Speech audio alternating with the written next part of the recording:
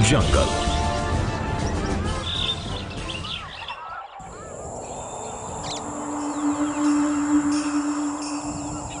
शेर, जंगल का राजा, सबसे खूंखार, सबसे खतरनाक, सबसे खौफनाक।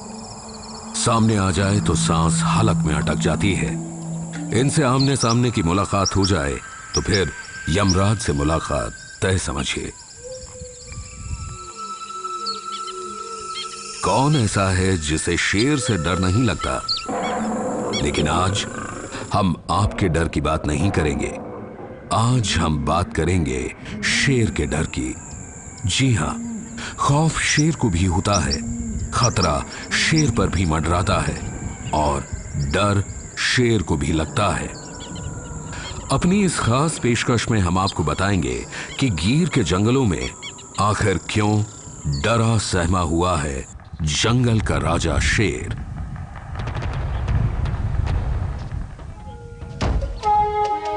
ये देखिए कितनी बेफिक्री और मस्ती से घूम रहा है ये शेर। इसका वजन लगभग 180 किलो होता है और पूंछ से लेकर नाक तक इसकी लंबाई होती है 10 फीट।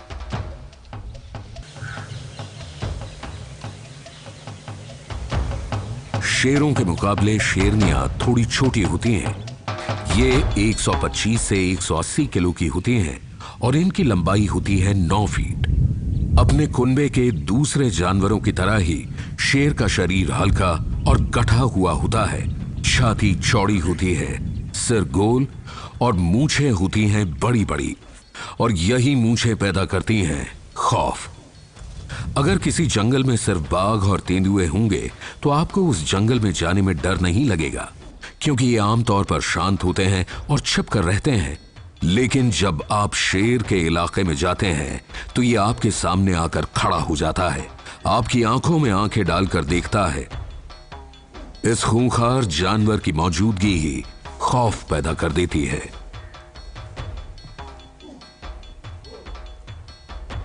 ये वाकई में जंगल का राजा है और हर बार जब आप इसे देखते हैं तो आपको एक नया अनुभव होता है।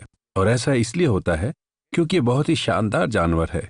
ये बहुत ही, मैं कहूँगा कि बहुत ही ज्यादा प्रभावशाली है। ये बाकी के बड़े कैट्स के मुकाबले ज्यादा दिखाई देता है और जब आप इसे देखते हैं तो इसकी तारीफ किए बिना नहीं रह पाते। कैट की सारी स्पीशीज की बात करें तो उनमें शेर सबसे अनोखा है, सबसे अलग है, क्योंकि यही इकलौता है जो एक गुट बनाकर रहता है जिन्हें प्राइड्स कहा जाता है। शेर सारी कैट्स में सबसे ज्यादा सामाजिक जानवर माना जाता है। ये शेर है जंगल का राजा, लेकिन इनका ज्यादातर वक्त अपने आप को समाज से जोड़ने में बीतता है। ये खुलकर एक दूसरे के लिए अपना प्यार जताते हैं और एक दूसरे के साथ खेलते भी हैं।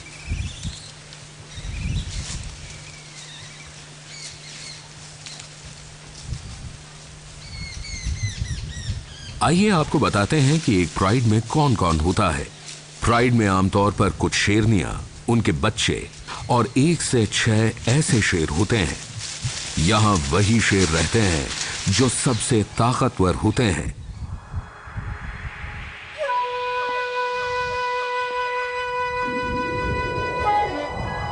प्राइड का इलाका हमेशा एक ही रहता है, लेकिन उसमें कितने शेर होंगे और किसे कितना मांस मिलेगा, ये शिकार के मिलने के बाद तय किया जाता है।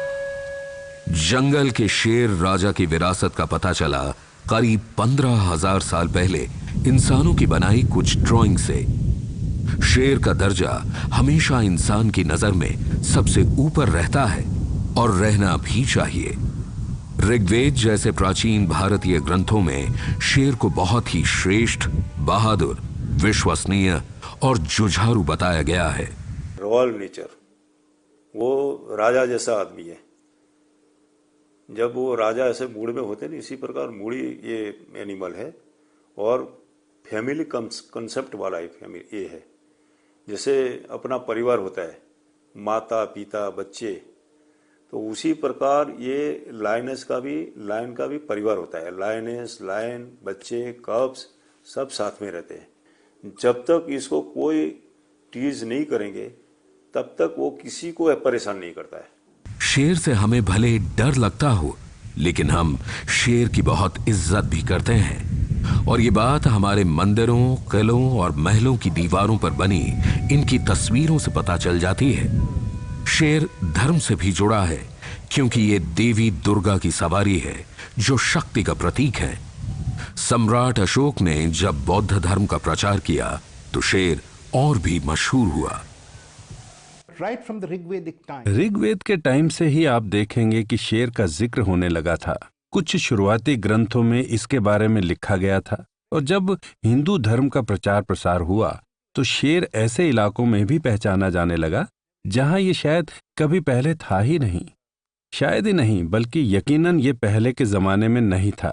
जैसे कि साउथ में नर्मदा नदी से लेकर भारत के दक्षिणी छोर तक शेरों को संगम लिटरेचर में मूर्तियों की शक्ल में दिखाया गया है।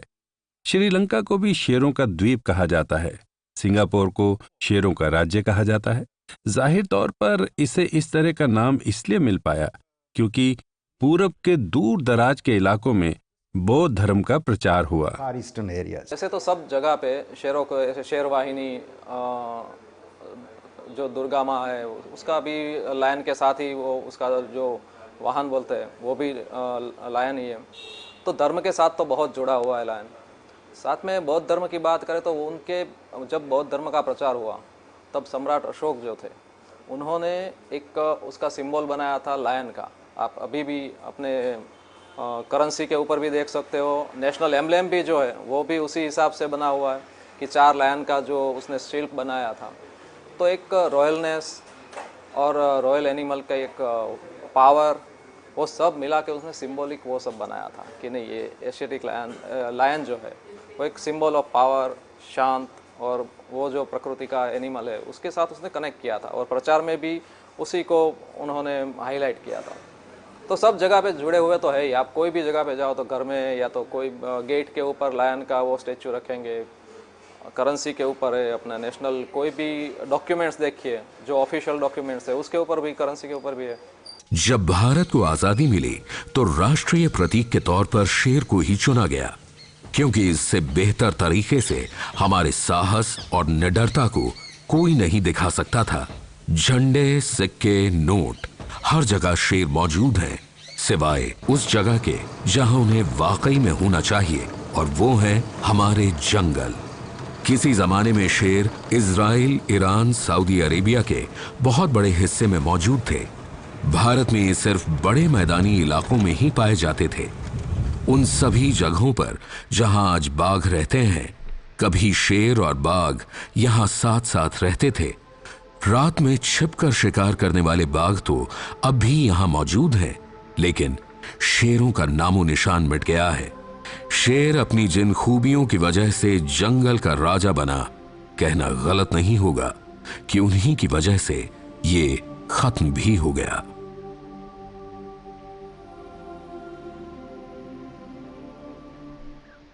Male lions tend to roam. शेर 24 घंटे में एक बार जरूर दहाड़ते हैं। इसकी कई वजह होती हैं। ये प्राइड्स में रहते हैं। ये बाघ के मुकाबले खुले में ज्यादा दिखाई देते हैं। इन्हें खुली जगह पसंद होती है और ये इतना ज्यादा दिखाई देते हैं, इसी वजह से लोग इनके साथ खुद को जोड़ते हैं। लोग इन्हें एक ऐसा जानवर समझते हैं जो उनके लिए जरूरी है, और यही वजह है कि उन पर खतरा भी सबसे ज्यादा हो गया, खास तौर पर मॉडर्न बंदूकों के आने के बाद से और 19वीं सदी की शुरुआत में ब्रिटिश राज के आने से। सौराष्ट्र को छोड़कर शेर अब हर जगह से गायब हो गए हैं।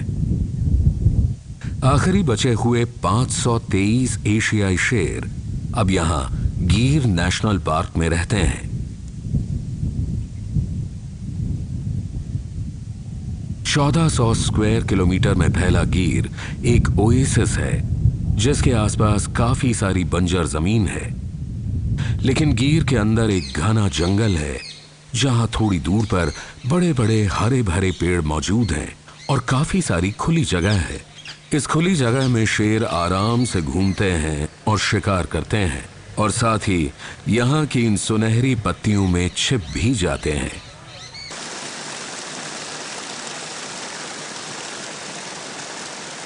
साफ सुथरी नदियों की वजह से यहां 400 से भी ज्यादा तरह के फूलों के पौधे और 100 से भी ज्यादा तरह के पेड़ मौजूद हैं। यहां मौजूद वाइल्ड बोर, चीतल, नीलगाय, सांभर और दूसरे जानवरों को खाकर जंगल का ये राजा अपनी भूख मिटाता है।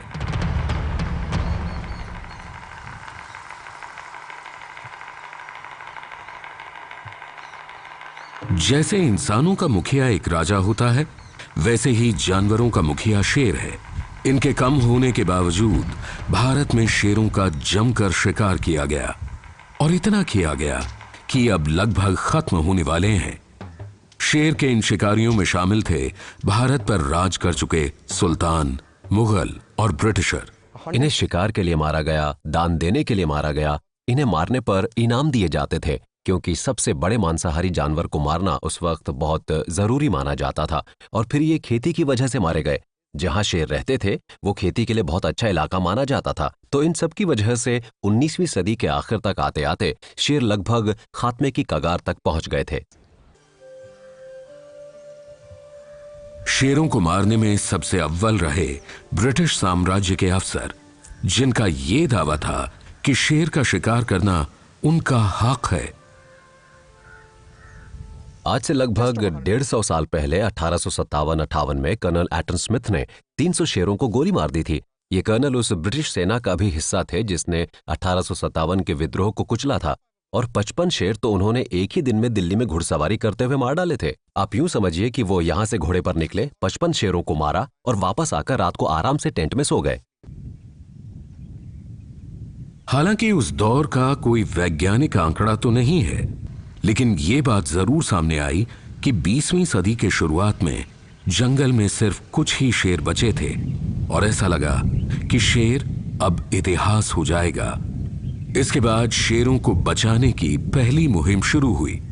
जूनागढ़ के छठे नवाब ने वो किया जो किसी और सरकार और किसी राजा ने नहीं किया था। उन्होंने जंगल के राजा को सुरक्षा दी। महाबत खान जी द्वितीय ने अपने राज में शेरों की सुरक्षा के सख्त आदेश दिए। उन्होंने एक शाही हुक्म जारी कर दिया जिसके मुताबिक बिना नवाब की इजाजत के कोई भी शेरों का शिकार नहीं कर सकता था। महाबत खान ने एक फरमान जारी किया और पूरा जूनागढ़ स्टेट में एक फरमान किया कि अभी कोई शिकार, शेरों का शिकार नहीं, बब्बर शेर का कोई शिकार नहीं करेंगे।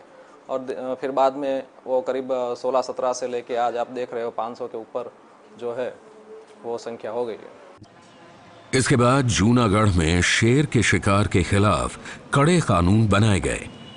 इन कानूनों को ब्रिटिश सरकार ने भी मान्यता दे दी। इससे शेरों का शिकार काफी हद तक कम हो गया। जूनागढ़ के नवाब की अगली 3 पीढ़ियों ने अपने पूर्वजों के इस फैसले पर अमल करवाया और गीर को सुरक्षा दी।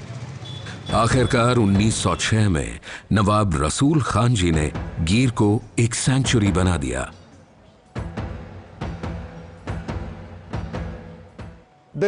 शेरों की जिंदगी में एक अहम मोड़ आया सन 1900 में, जब लॉर्ड कर्जन की मदद से जूनागढ़ के नवाब ने शेरों की संख्या पर काबू पा लिया।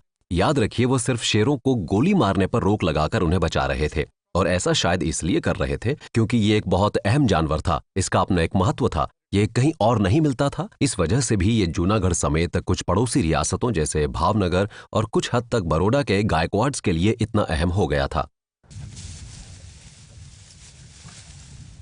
सोचिए, अगर गुजरात के नवाबों ने कोशिश नहीं की होती तो दुनिया से एशियाई शेर शायद खत्म ही हो जाते। ये अपने अफ्रीकी भाई बहनों की तरह लगता है, लेकिन असल में एक अलग सब स्पीशीज है। अपने अफ्रीकी रिश्तेदारों से करीब 1 लाख साल पहले अलग हुए ये एशियाई शेर कई मायने में काफी अलग हैं। अफ्रीकन लायन और एशियाटिक लायन दोनों में बहुत ही फ़र्क है। एक तो उनके फेस के जो बाल होते हैं चारों ओर, वो अफ्रीकन लायन में थोड़े ज़्यादा पाए जाते हैं। मतलब उसकी जो मेन बोलते हैं वो उसकी एक पूरा हेल्दी जैसा देखे, हेल्दी तो दोनों है, लेकिन उसका लुक जो है उसमें बाल बहुत मेजर रोल है उसका, जो फेस बेस के देखा जाए तो थोड़ा ज़्यादा है, जो हमारे वहाँ नहीं है। दूसरा, पेट के नीचे की जो भाग पे जो स्किन है वो ऐसे बताया जाए तो गुजराती में तो उसको झालर जैसा बोलते हैं। तो ऐसे झालर टाइप के एक स्किन है जो अफ्रीकन लायन में नहीं है, वो सिर्फ एशियाटिक लायन में है। तो वो जो टेक्निकल उसके दोनों के दिखावे में जो फ़र्क है वो तो है, लेकिन उसकी लाइफस्टाइल सेम है, शिकार करने की पद्धति सेम है। हैबिटेट में थोड़ा फ़र्क है। अफ्रीका कंट्री में जो मसाई मारा वगैरह में जो है उसका हैबिटेट वो थोड़ा अलग है। ओपन ग्रासलैंड है, सवाना टाइप फॉरेस्ट है, जहाँ की यहाँ की ड्राई डेसिडियस फॉरेस्ट है। यहाँ थोड़ा थिकनेस है, उसको दौड़ने में और वो थोड़ी मुश्किल आती होगी कंपेयर टू अफ्रीका। दोनों तरह के शेर और भी कई मायने में अलग हैं। जैसे एशियाई शेर छोटे झुंडों में रहते हैं, लेकिन एशियाई और अफ्रीकी शेरों में काफी कुछ एक जैसा भी है। शेर भले सबसे खूंखार हो, लेकिन शिकार ज्यादातर शेरनियां ही करती हैं, जबकि शेर अपने इलाके की सुरक्षा में तैनात रहता है। नौजवान शेरनियां अपनी मां के झुंड के साथ रहती हैं या दूसरे झुंडों में भी चली जाती हैं, लेकिन शेर अकेला ही रहता है। नौजवान शेरों को 3 साल का होने के बाद झुंड से निकाल दिया जाता है। आज गिर में मिल रही सुरक्षा की बदौलत शेरों की संख्या बढ़ रही है। आज गिर नेशनल पार्क में और इसके आसपास करीब 523 शेर हैं। ये देखिए, ऐसी तस्वीरें कभी कभार ही देखने को मिलती हैं। देखिए, शेर पानी में खेल रहे हैं।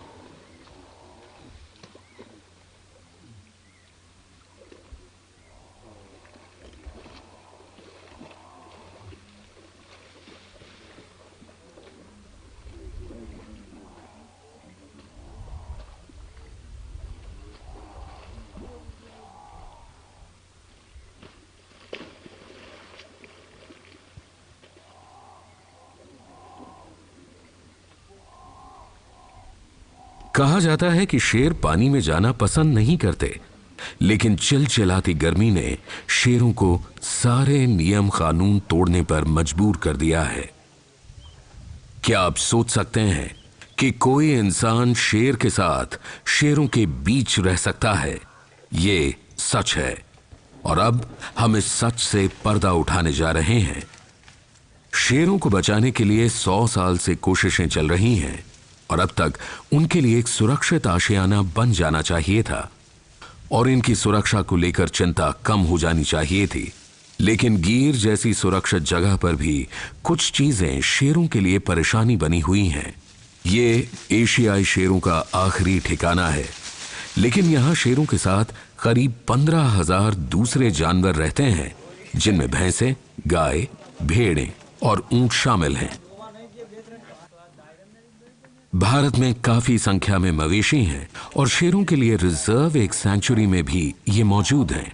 गुजरात एक ड्राई स्टेट है, जहां हरियाली कम है।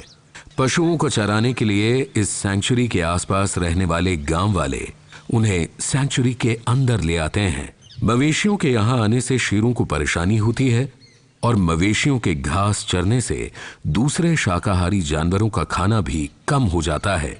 इतना ही नहीं, यहां इस सैंक्चुरी के अंदर गांव तक बने हुए हैं, जहां पर कुछ लोग रहते हैं जिन्हें मलधारी कहा जाता है, और ये मलधारी यहां शेरों के बीच रहते हैं। आपको यकीन नहीं होगा, लेकिन 1 लाख मलधारी यहां शेरों के बीचों बीच रहते हैं।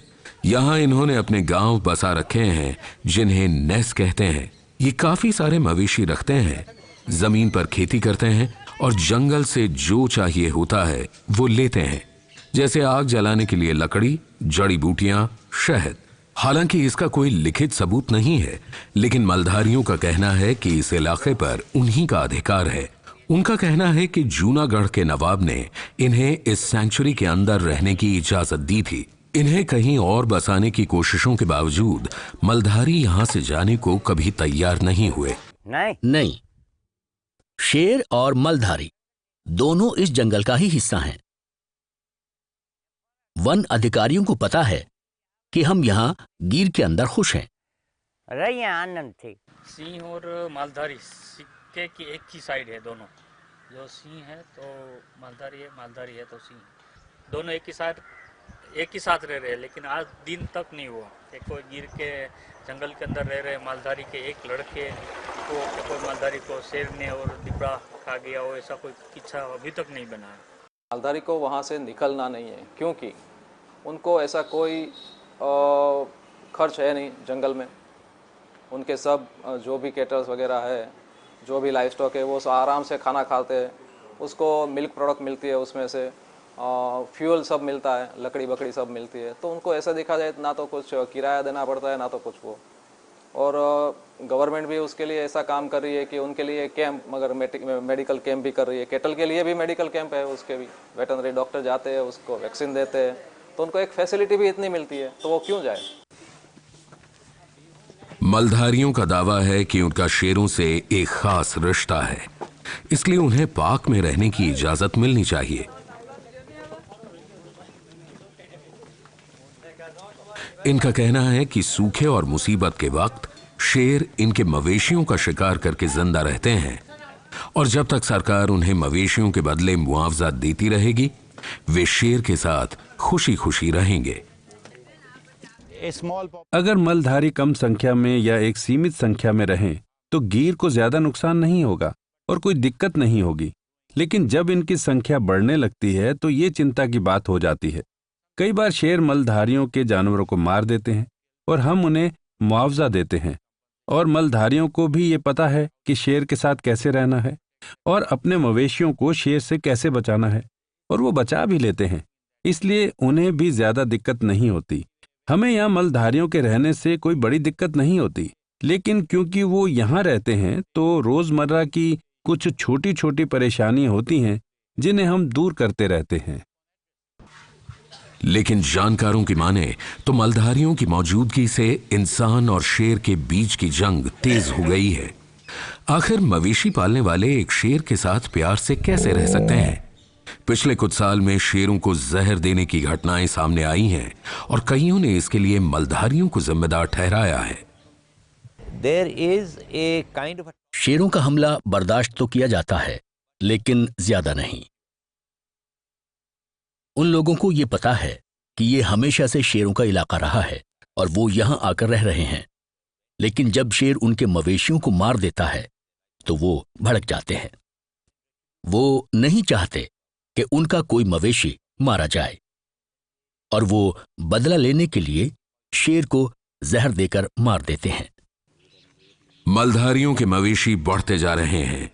कई जानकारों का दावा है कि उनके जानवर घास फूस खाते हैं, जिससे घास फूस खाने वालों के लिए कम खाना बचता है, और फिर इससे शेर के खाने में कटौती हो जाती है। इस मुद्दे को लेकर अलग अलग तरह की बातें और रिसर्च सामने आती है। शेरों और मलधारियों का रिश्ता बहुत पेचीदा है। वो चीतल और सांभर पालते हैं और शेर इनका शिकार करता है, और इनमें चीतल की संख्या ज्यादा है, काफी ज्यादा है। जहां भी मलधारी होंगे चीतल ज्यादा होंगे, क्योंकि मलधारी पानी के नकली तालाब बनाकर रखते हैं और चीतल से प्यास ज्यादा बर्दाश्त नहीं होती, और सांभर इसका उलट होता है। मलधारियों के साथ रहने से उन्हें वैसा घना जंगल नहीं मिल पाता जो उन्हें पसंद होता है। भले ही शेरों की संख्या पिछले कुछ सालों में बढ़ी है, लेकिन ये एक छलावा है। जंगल।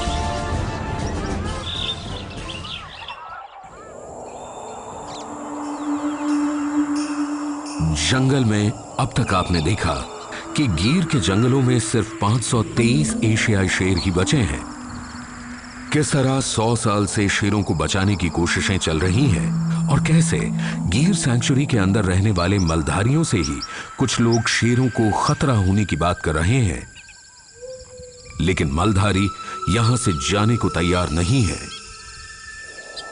लेकिन सच्चाई यह है कि गीर का इलाका भारत के सबसे सूखे इलाकों में एक है। यहां जबरदस्त गर्मी होती है और जंगल इतना घना नहीं है। घास कम होने से जंगल का नुकसान होता है। हालात तब और बदतर हो जाते हैं जब मॉनसून नहीं आता और सूखा पड़ जाता है। कम बारिश, पानी की कमी और सूखती नदियां जंगल में जिंदगी को और मुश्किल बना देती हैं। जैसा कि हर इकोसिस्टम में होता है, एक जिंदगी से सबकी जिंदगी जुड़ी होती है, और फूड चेन में सबसे ऊपर बैठा शेर सबसे ज्यादा मुश्किल हालात से गुजर रहा है। उसके लिए शिकार करना और ज्यादा मुश्किल होता जा रहा है।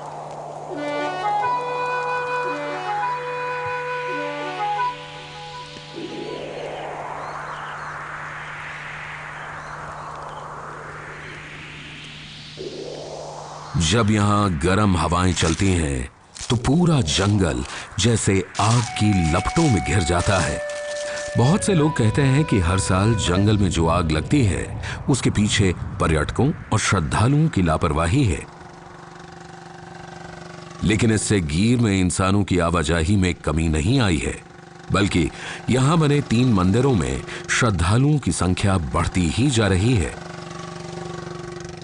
पहले ही यहां हाईवे और सड़कों की वजह से काफी दबाव था और अब तो गिर में से एक रेलवे लाइन भी बना दी गई है।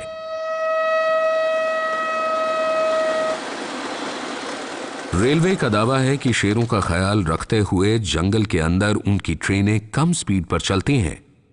कंजर्वेशनिस्ट के विरोध के बावजूद इस रूट को बंद करने या बदलने की कोई योजना नहीं है।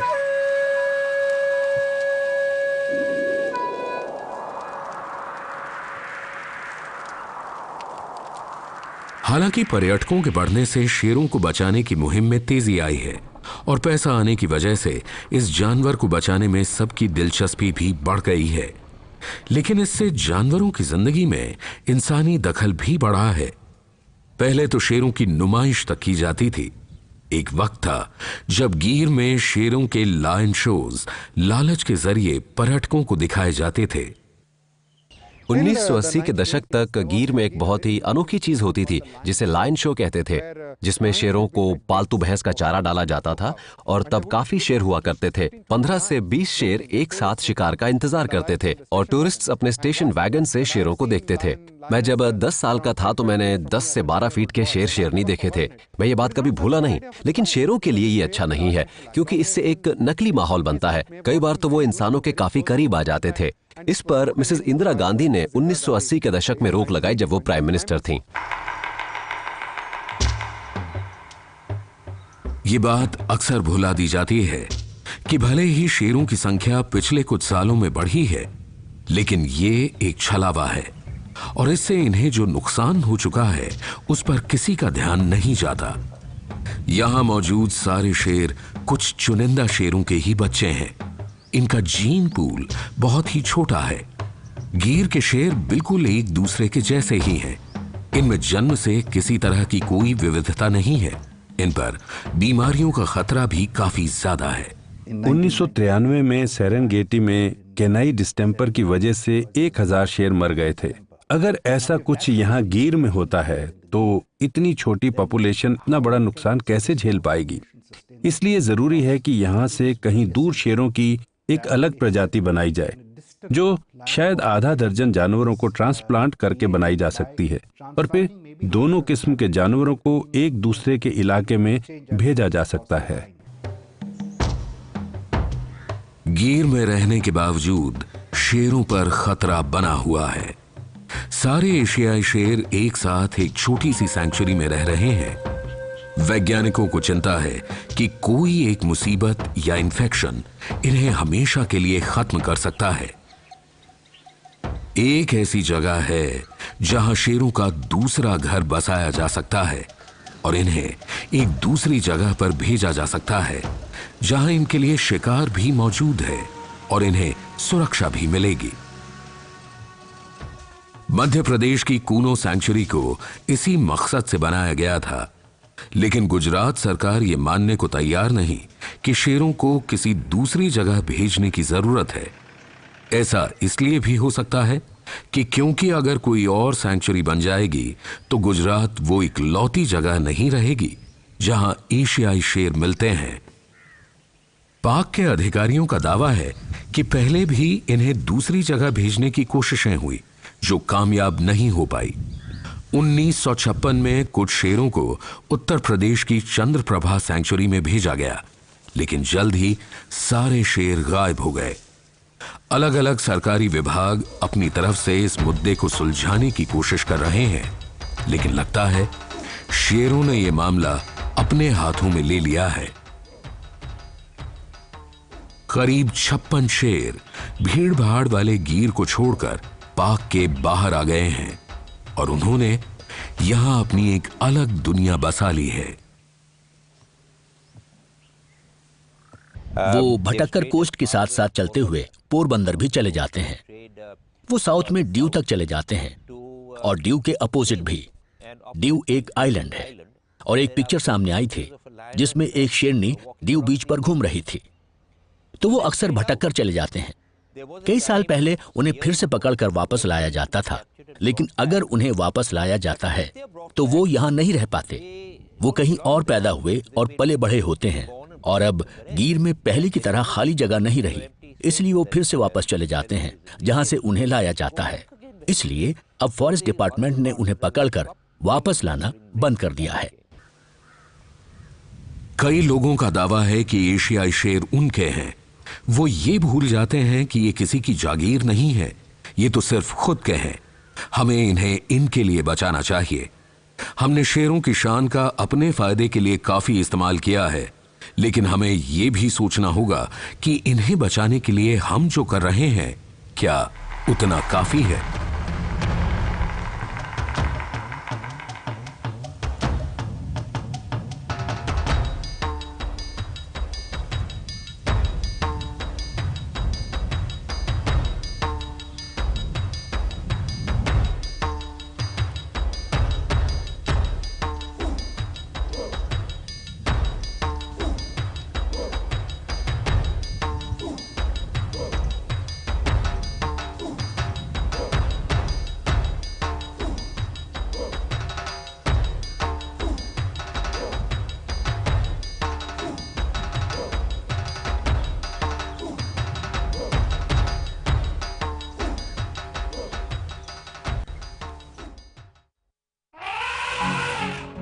जंगल में अगले हफ्ते देखिए एक ऐसे शख्स की कहानी जो मतवाले हाथियों को कर लेता है काबू।